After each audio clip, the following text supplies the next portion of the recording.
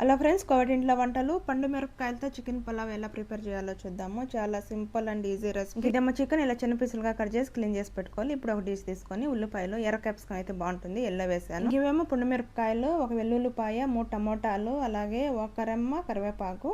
ఇవన్నీ కొంచెం ఆయిల్ వేసుకొని ఫిరెన్లో అయితే పెట్టుకోవాలి, అంటే ఓవెన్లో. ఈ విధంగా పెట్టుకున్న తర్వాత ఇలా బాగా మాడగాలిన తర్వాత బయటకు తీసుకొని ఇవన్నీ ఒక మిక్సీ జార్లో అయితే వేసుకోవాలి. ఇదేమో వెల్లుల్లిపాయ అలాగే వేసాం కాబట్టి ఇప్పుడు తొక్క తీసి పడేసుకొని 1 magic cubes, 1 table spoon sugar వేసుకోవాలి.